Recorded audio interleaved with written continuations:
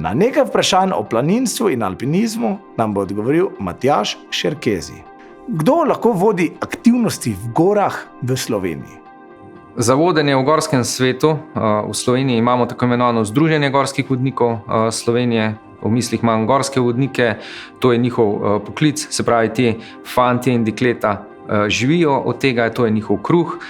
Potem imamo strokovne delavce v športu, to so planinski vodniki Planinske zveze Slovenije, katere pa kompetence se delijo na vodenje v kopnem svetu, v zimskem svetu in pa v zadnjih letih se pojavlja še en profil vodnikov, to so tako imenovani Vimla vodniki, katere kompetence so pomejene na vodenje v nižje ležečih območjih in pa predvsem tam, kjer ni potrebna uporaba tehničnih pripomočkov. Tukaj imamo predvsem v mislih uporabo plezalne vrvi, cepina, derez, plezalnih pasov in pa tako naprej. Kakšen doprinos ima veliko število in razpršenost delavcev v panogi planinstvo in alpinizem? Planinstvo je ena najbolj množičnih rekreativnih dejavnosti v Sloveniji in vsi poznamo tisti rek, vsak Slovenec vsaj enkrat na Triglav, da postane pravi Slovenec. Z vidika Planinske zveze Slovenije pa pomeni predvsem varnost, se pravi, da ljudi naučimo varnejšega obiskovanja gora in pa tisti drugi vidik je pa skrb za gorsko okolje. Sam vedno pravim, da smo si gorsko okolje izposodili od naših vnukov, tistih, ki jih še sploh ni na svetu in naša dolžnost je, da takšnega tudi ohranimo in ga predamo v poslanstvo njim naprej. Tako da vse te vsebine s pomočjo strokovnih delavcev v športu prenašamo v prvi vrsti predvsem na otroke v vrtcih, šolah in pa potem po generacijah do tistih najstarejših, ki so tudi vključeni v planinstvo, planinska društva in pa seveda v samo našo dejavnost. Katere oblike planinstva izvajajo strokovni delavci? Osnova je rekreacija, se pravi rekreativno planinstvo, tisto, ki je tudi najbolj množično, najširše. Začnemo že v vrtcih, v osnovnih šolah, kjer delamo z našimi najmlajšimi s pomočjo mentorjev planinskih skupin, tukaj so učitelji, učiteljice, ki prenašajo to znanje na te otroke. Potem se ta dejavnost prestavi v planinska društva, kjer pa potekajo različne aktivnosti, od alpinizma, športnega plezanja, planinskega vodništva, varovanja gorskega okolja, danes tudi tako imenovanega turnega kolesarstva, se pravi ta skrb za gorsko okolje, da se do izhodišča odpravimo s pomočjo gorskega kolesa in potem na goro nadaljujemo peš.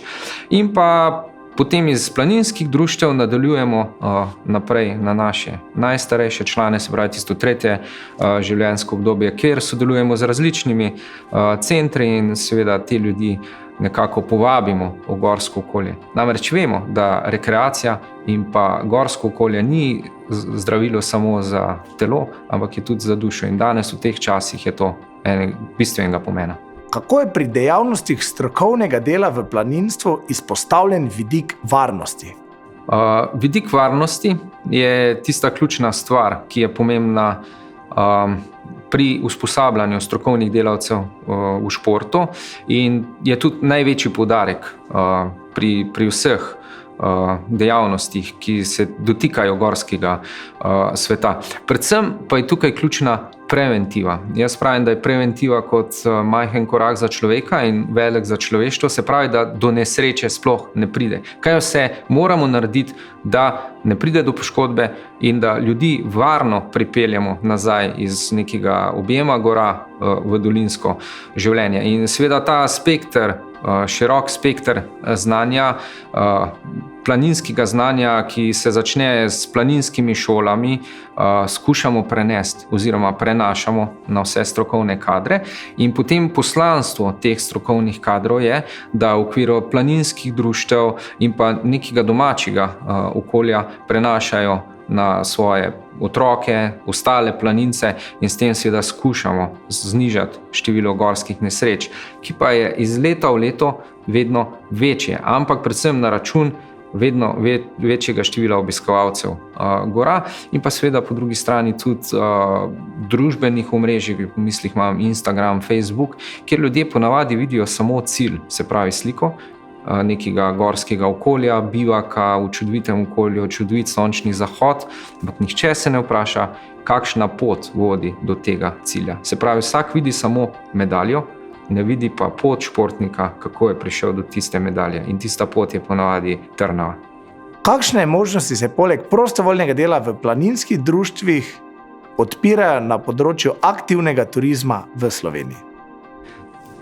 Zadnja leta opažamo, da je turizem v slovenskem prostoru v porastu. Predvsem to vidimo po vedno večjem številu tujih obiskovalcev v slovenskih gorah. In v okviru Planinske zveze Slovenije se srečujemo s tem, da planinstvo v tujini, sploh iz angleško govorečih področij, izhaja iz besede hiking. Ampak pri nas hiking dejansko pomeni montaniring. Montaniring je pa tisto planinstvo, kjer se srečamo s planinskimi potmi, z jeklenicami, visoko relativno višino, in pri nas v Sloveniji je že najbolj enostavna planinska pot. Če vzamem pot iz Kamniške Bistrice na Kamniško sedlo, ki je označena kot lahka planinska pot, za takšnega obiskovalca, za takšnega tujca, ki ni vajen, ki ni vešč hoje po mokrih koreninah, skalah, ki se občasno obračajo, ki ni vajen hoje 4-5 ur, lahko postane nevarno.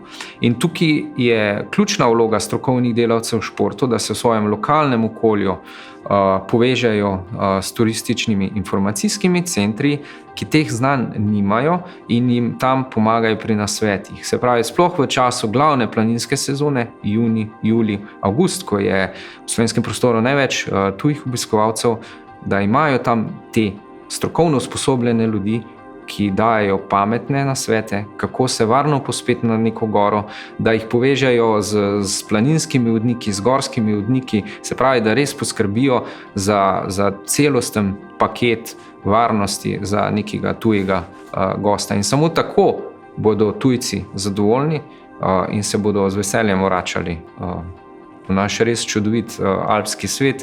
In večkrat preberem, da smo nekako Švica v majhnem, le da je ne znamo dovolj ceniti. Jaz vedno dodajam, mi smo večji kot Švica po svojih lepotah, srčnosti in pa predvsem ljudeh, ki živijo z nami.